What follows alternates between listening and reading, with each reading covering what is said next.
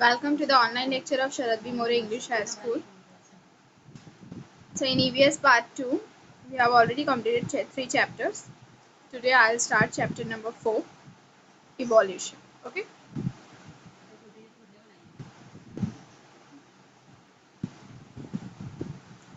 The concept of evolution is the first topic in this chapter.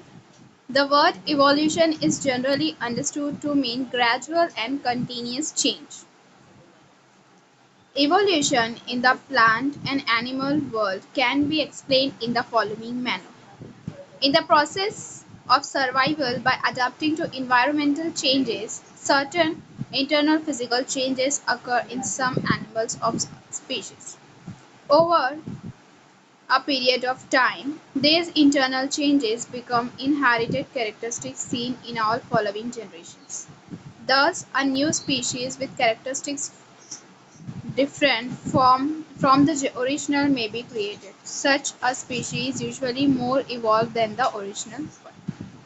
Okay, here in this paragraph what is explained, the concept of evolution. Okay, evolution का actual meaning क्या होता है? It means the changes, continuous change, gradual and continuous change means एक particular time period तक continuously change होना. Okay, so that is the evolution. Okay, so evolution in plant and animal world, हमारा जो stone age था है ना, वो time से लेकर अभी जो हमारा करंट टाइम है उसमें वो ये टाइम में जो फिजिकल चेंजेस हुए हैं एनिमल्स प्लांट्स में, तो उसको हम लोग क्या करेंगे, generally it is consider as the evolution है ना, क्योंकि इसमें भी चेंजेस हुए थे ना, physical changes has been occur. So in the process of survival, survive करना किसी भी इन्वायरमेंट में है ना, adapting to the environmental changes certainly internal physical changes occur in some animals of species. मतलब कुछ एनिमल्स को क्या करना पड़ता है कि अपने इन्वायरमेंट से, ओके, उनके इन्वायरमेंट से उनको क्या करना पड़ता है, उनके फिजिकल चेंजेस अडेप्ट करनी पड़ती है ना, to survive in the particular atmosphere and the environment. So according to that, the physical changes occur in the plants, some plants and some animals, some species. Okay, over a period of time these internal changes become inherited characteristics seen in all following generation. और इसी तरीके से जो इनका जो evolution होता है ना, वही फर्दर उनकी जो आगे जनरेशन होती है ना, तो उसमें भी ये हमको क्या करने मिलता है, देखने मिलता है. We can observe that particular change in the next generation also, following generation also. Okay, thus a new species with characteristic different from the original may be created. और इसी तरीके से क्या होता है कि जो ओरिजिनल स्पीशी थी है ना, उसने क्या किया, मतलब अपने फिजिकल चेंजेस है ना, उसके इंटरनल चेंजेस अकर हुए कुछ, क्यों, क्योंकि वो इन्वायरमेंट में अपने आप को अडेप्ट करने की कोशिश कर रहा था, इन्वायरमेंट में अडेप्ट करने की कोशिश कर रहा था. सो उसके अकॉर्डिंगली उसके धीरे धीरे क्या होते हैं, फिजिकल चेंजेस अकर होते होते उसका जो टोटली स्ट्रक्चर होता है वो क्या हो जाता है, चेंज हो जाता है, और एक न्यू स्पीशी मतलब डिफरेंट जो एक्चुअल में ओरिजिनल था उससे क्या होता है, समवॉट डिफरेंट क्या होते हैं, वो क्या हो जाते हैं, क्रिएट होते हैं. Okay, such a species is usually more evolve than the original one. और वो क्या होते हैं, मोर इवॉल्व होते हैं, मतलब उनका जो एनवायरमेंट में रहने, इन्वायरमेंट में सर्वाइव करने, adaptation of different features of the environment का जो उनकी कैपेसिटी और उनकी जो एबिलिटी होती है वो इंक्रीज हो जाती है. They are more evolve than the original one. Okay, मतलब ओरिजिनल से टोटल एक डिफरेंट वन में क्या हो जाते हैं, वो रिजेम्बलेंस होता है उनका ओरिजिनल से, बट क्या होते हैं, ज्यादा इवॉल्व होते हैं. Okay, sometimes the original species dies out और बिकम्स एक्सटिंक्ट. और इस तरीके से क्या होता है, जैसे जैसे इवोल्यूशन होता है न्यू न्यू स्पीशीज जनरेट होती जाती है ना, और जो ओरिजिनल स्पीशी होती है वो क्या हो जाते हैं, डाई हो जाते हैं, मर जाते हैं, एक्सटिंक्ट हो जाते हैं. एक्सटिंक्ट मतलब बहुत कम, बहुत रेयर हो जाना है ना, रेयर हो जाते हैं. Sometimes more than one species evolve from the original one. और कभी कभी ऐसा भी होता है कि एक पर्टिकुलर ओरिजिनल स्पीशी जो इवॉल्व होते होते सर्टनली नेक्स्ट वन में कन्वर्ट हो जाती है. उसमें से क्या होता है, ओरिजिनल वन में से टू और मोर देन टू स्पीशीज क्या होते हैं, कन्वर्ट होते हैं, मतलब दो तीन अलग अलग टाइप्स के क्या हो जाते हैं, इवॉल्व हो जाते हैं. The first scientist to give us a systematic explanation of the concept of evolution was Charles Darwin. मतलब कि जो इसके पीछे भी कोई कंसेप्ट है, स्टडी की गई है, तभी ये हमको कंक्लूजन पता चला है ना कि क्या किस तरीके से फिजिकल चेंजेस और इंटरनल चेंजेस अकर हुए. तो वो particular person, the first scientist to study this systematic evolution was the Charles Darwin. Okay.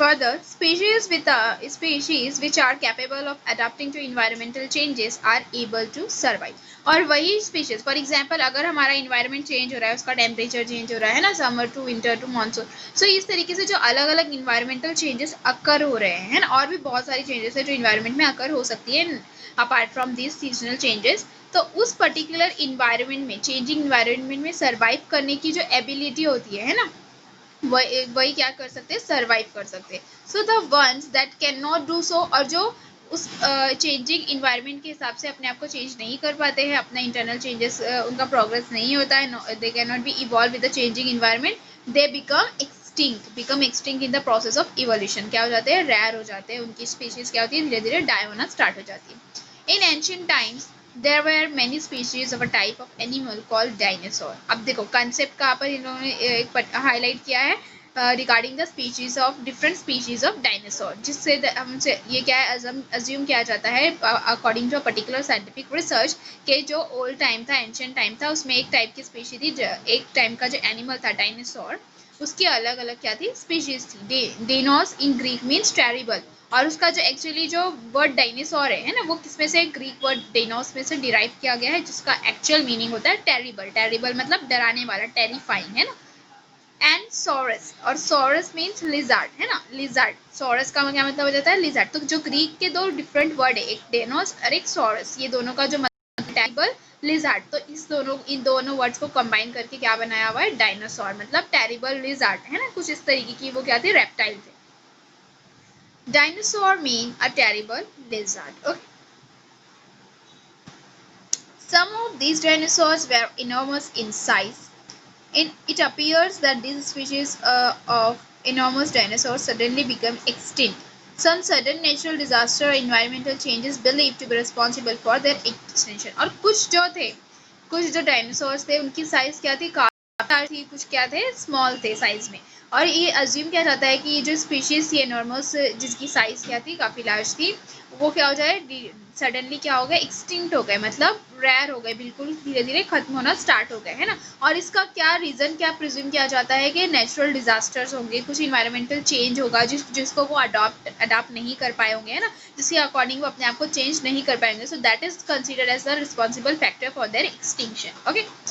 Fossils of dinosaurs with wings have been discovered, और कुछ फॉसिल्स मिले गए थे. ये देखो, अगर अभी किसी भी कंसेप्ट पे आप स्टडी कर रहे हो, है ना, तो वो स्टडी आप किस बेसिस पे लिख रहे हो, वो फैक्ट्स किस बेसिस पे लिख रहे हो, there must be some evidence, there must be some proofs to be included in the study, है ना. तो इस तरीके से जैसे इस डायनासोर्स की स्टडी की गई थी, तो वो किस पर्टिकुलर बेस पे की गई थी, है ना, उसका कुछ ना कुछ एविडेंस प्रूफ होना चाहिए, सॉलिड. सो फॉसिल्स जो थे डायनासोर्स के, फॉसिल्स थे, उनके विंग्स के डिस्कवर किए गए थे. So it is believe that some species of two leg and wing dinosaurs evolved into birds. और ये क्या किया जाता है, एज्यूम किया जाता है, बिलीव किया जाता है कि जो टू लेग्स वाले और जो विंग्स वाले डायनासोर्स थे, वो क्या हो गए, धीरे धीरे इवॉल्व होते होते they are converted into the birds. So skeleton of dinosaur here you can see in the diagram. Okay. And a reconstructed picture of a dinosaurus with wings. और ये जो डायनासोर से इवॉल्व होते होते क्या हो गए होंगे, बर्ड में कन्वर्ट हो गए होंगे, ऐसा बिलीव किया जाता है. Okay. Second topic of this chapter 4.2, the stages of evolution of animals. Okay, there are different stages of evolution in animals. Let us study this in the next paragraph. Okay. We have learned in the previous lesson that life on earth began with unicellular organism known as protozoa. Okay, अब इसके पहले previous chapter में हम लोग ने पढ़े थे कि जो लाइफ है अर्थ पे, है ना, सबसे पहले तो फॉर्मेशन ऑफ अर्थ कैसे हुआ था, अप्रोक्सीमेटली 4.5 बिलियन ईयर्स एगो, कैसे वो क्या हुआ था, फॉर्मेशन हुआ था अर्थ का, और जब अर्थ फॉर्म हुई थी तब उसका जो टेम्परेचर था वो बहुत हाई था, है ना, अप्रोक्सीमेटली 1 करोड़ ईयर्स लग गए थे उसको कूल डाउन होने के लिए और अर्थ पे लाइफ बिगिन होने के लिए, राइट. सो लाइफ जो बिगिन हुई थी सबसे पहले अर्थ वो क्या थी, unicellular, right, that is called as protozoa. So these unicellular organisms give rise to multicellular living things. और इसी तरीके से ये जो यूनिसेलुलर ऑर्गेनिजम्स थे, इनसे ही किसका बर्थ हुआ था, मल्टीसेलुलर लिविंग ऑर्गेनिजम्स का. Okay. So the multicellular organisms evolved gradually and various classes of plants and animals came into being. और ये धीरे धीरे इवॉल्व होना स्टार्ट हुए मल्टीसेलुलर ऑर्गेनिजम्स, और इसी तरीके से डिफरेंट क्लासेस के डिफरेंट टाइप्स के प्लांट्स और एनिमल्स, डिफरेंट स्पीशीज के प्लांट्स और एनिमल्स क्या हुए, इवॉल्व हुए और इनिशियलाइज हुए. उनकी लाइफ इनिशियलाइज हुई अर्थ पे, ठीक है। The following are the stages of evolution in animals. Okay, so here the following stages are explained. First one, invertebrates. So what are the animals? Animals without a backbone are called invertebrate. For example, a snail. Okay, अब देखो जो animals जिसमें backbone नहीं होती है, okay, so the animals without a backbone they are called as invertebrate. For example a snail, here you can see in the diagram. Okay, second one, vertebrates. So the animals which have a backbone are called as vertebrates. Look at the given one example, aquatic animals, for example fish. Okay, अब देखो क्या given है आप लोगों को अपर category में सबसे पहले दो टाइप आ जाएंगे, एक इनवर्टिब्रेट और वर्टिब्रेट. सो इनवर्टिब्रेट में जो बैकबोन होता है वो एब्सेंट होगा, that is not present in the animals those who are invertebrate. So example of the invertebrate animals is a snail. Then second was vertebrate. So vertebrate animals are the animals in which the vertebrate or the backbone is the present. Okay, so aquatic animals, for example fish. Then amphibians. Amphibians means the animals which can survive in the land and as well as water. Okay, so animals which live in water also and land, for example frog, they are called as amphibians. Then birds. After that, reptiles. So reptiles which crawl on the on land, okay, on the earth. So for example snake. And mammals. Mammals, for example cow. So these are the different types of vertebrate animals. Okay, next, here the concept of mammals are explained. Mammals are the most evolved animals. Okay, first of all यहाँ पे आप लोगों को concept explain किया गया, aquatic, amphibian, birds, and then is there the mammals. So aquatic animals which live in the water, amphibians which can live in the water as well as on the land, and birds which resides in the sky, right? Reptiles जो अर्थ पे क्या करते हैं, crawl करते हैं, रेंगते हैं, and mammals. So here the description of mammals given in detail.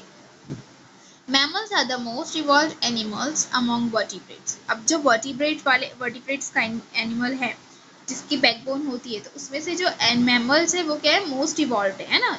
ये क्या है, ज़्यादा अच्छी तरीके से इवॉल्व हुए. So the following are the characteristic of most of the mammals. और कुछ मैमल्स है जो उनके मैमल्स में जो कुछ कैरेक्टरिस्टिक्स होती है ना, जो उनकी सिग्निफिकेंट कैरेक्टरिस्टिक्स है वो यहाँ पे गिवन है आपको. First one, growth of the baby in the mother's वॉर्म for some time before birth. Okay, मतलब कि जो बेबी है उसकी ग्रोथ कहाँ पे होती है, मदर्स वॉर्म में, है ना. जो मैमल्स होते हैं वो अपने यंग वंस को क्या करते हैं, बर्थ देते हैं. तो जब वो baby before the birth mother की कहाँ पर, मदर के वॉर्म में क्या करता है, सर्वाइव करता है for some time. Okay, so the baby, second one, the baby is fed on the mother's milk for after some time of the birth. मतलब जो बर्थ के बाद, so before the birth it is present in the mother's womb. After the birth, it is fed by the mother's milk. Okay. Then the platypus and some species of anteater are exceptions to this.